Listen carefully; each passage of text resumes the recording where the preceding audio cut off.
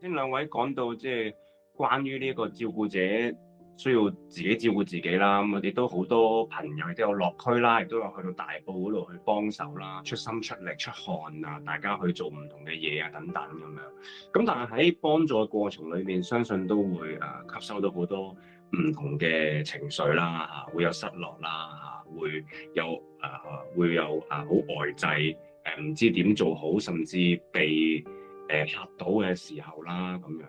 咁我諗第一都想邀請兩位陣間可以同大家分享下，有冇啲 tips 或者有冇啲一啲嘅技巧上面嘅嘢可以幫到自己去疏導自己嘅情緒啦。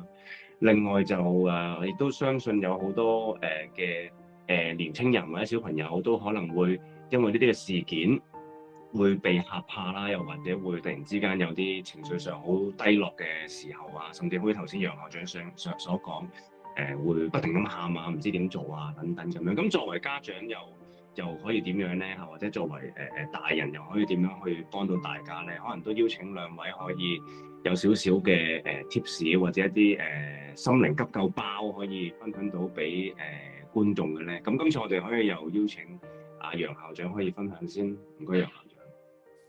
好，唔該晒啊，嘉樂。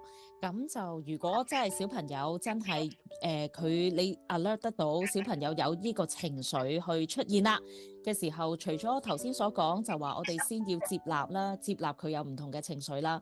第二咧，聆聽都好緊要嘅，我哋要肯聽佢講，同埋咧，尤其小朋友啊，因為佢哋嘅表達能力咧，未必係好似我哋大人咁強啦，佢哋更加可能佢想表達又唔識表達，佢可能就用咗喊啊，或者匿埋啊等等，我哋冇咁容易察覺到嘅方法咧，去表達緊佢嘅情緒。所以我哋作為一個大人啦、照顧者啦，我哋咧就可以咧多啲，反而用一啲説話啊，簡單啲嘅説話啦，去幫小朋友引導佢哋去抒發到佢哋嘅情緒出嚟。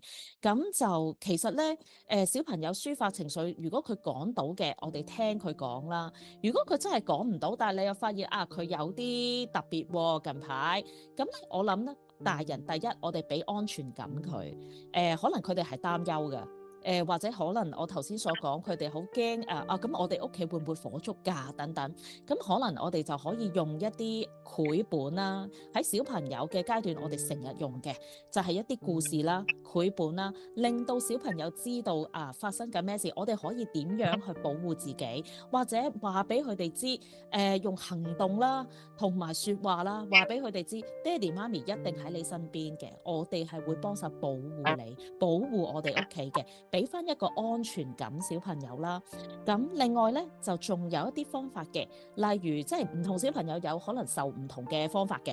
咁就第一可能我哋可以試下做靜觀啦。咁有啲太細小朋友可能佢未必得嘅，咁但係可能咧去到4、5歲、5、6歲到啦，其實都可以同佢嘗試嘅，嘗試係幫佢分散一下佢一啲嘅注意力，令到佢可能 focus 翻喺一啲能夠令到自己感受下當下嘅呼吸啊，或者用一啲靜觀遊戲，令到佢哋嗰個情緒或者個腦袋咧係能夠係有一刻係能夠放鬆同埋休息。呢樣嘢咧，亦都可以幫到小朋友咧，去令到佢嘅情緒咧能夠去平靜翻啦。我哋都可以試下呢啲唔同嘅方法去幫小朋友嘅。咁我哋現在邀請方院士輔導心理學家方婷小姐，又可以同大家分享下，可以俾啲 tips 大家有啲咩嘅心靈急救包可以分享俾大家咧？唔該，方院士。唔該晒嘉樂，頭先校長講得好好啊。其實小朋友咧嗰套方法咧喺成人都啱用㗎喎，不過咧可能有少少嘅不一樣。我哋講咧係心理安全感嘅重建咧，有幾個咧好緊要，亦都係好實用，大家可以用嘅一啲貼士。包括咧第一個咧就係先遠離一啲咧太刺激我哋嘅一啲資訊。咁我會咧去形容呢個似係一個心理稀釋嘅過程即係譬如好濃度好高啊，我哋香港好細啦，好多資訊密集啦，WhatsApp 有好多唔同嘅資訊啦，我哋打開 social media 有可能即係之前睇係幾百個人同時影緊嗰啲片喎，係嘛？唔同角度喎，唔同嘅 news 喎，咁係個濃度好高嘅睇嗰啲嘅資訊。咁睇到好多嘅時候，其實我哋個腦咧好容易咧俾呢一啲嘅情緒 hijack 咗，俾佢挾持咗。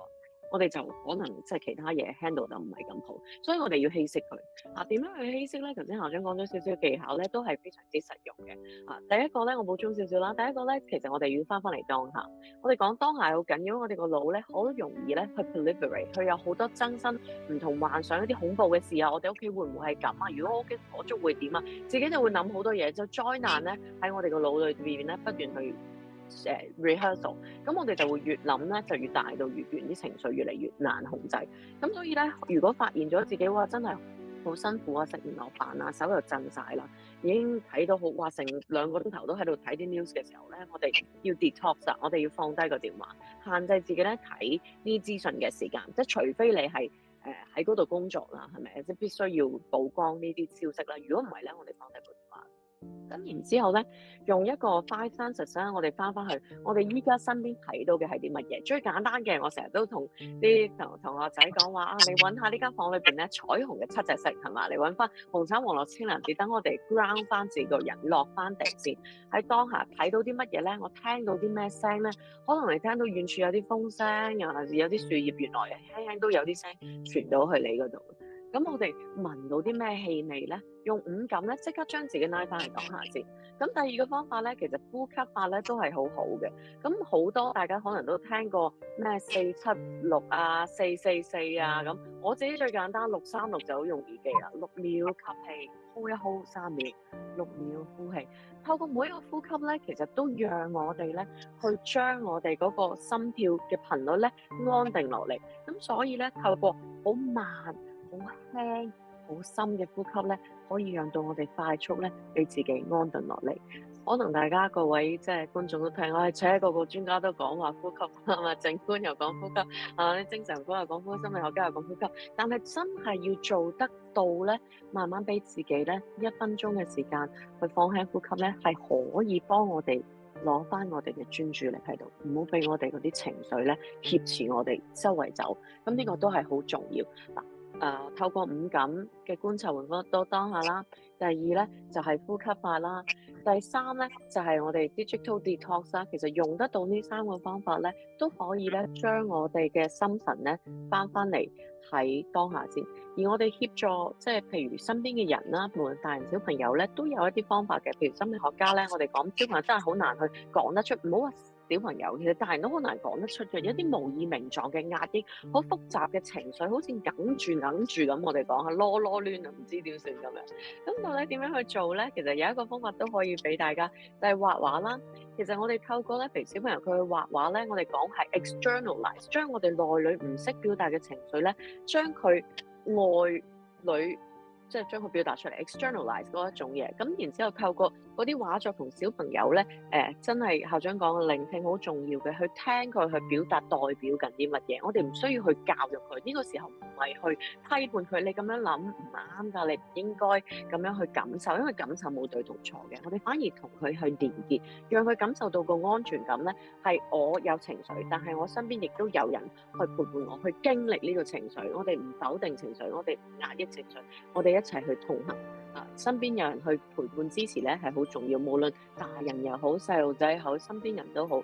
因為我哋經歷好多呢啲事件，就會諗到，哎呀，好多嘢好似霎眼間會冇晒喎，好無常喎，好冇安全感喎。所以嗰種安全感咧，好多時係嚟自於我哋感受到同人嘅連結，有人喺我身邊嘅陪伴我嘅。就算你唔識輔導，唔識講好多安慰嘅説話都唔緊要，陪伴就好啦。反而有時唔講好多嘢咧，就好過講好多嘢，係咪？講好多道理咧，就仲辛苦，即係聽到哽耳，係咪？咁你好好地陪伴，真係有時喺度陪伴一齊食2啖飯啦，我陪你坐下啦，咁都係好緊要嘅。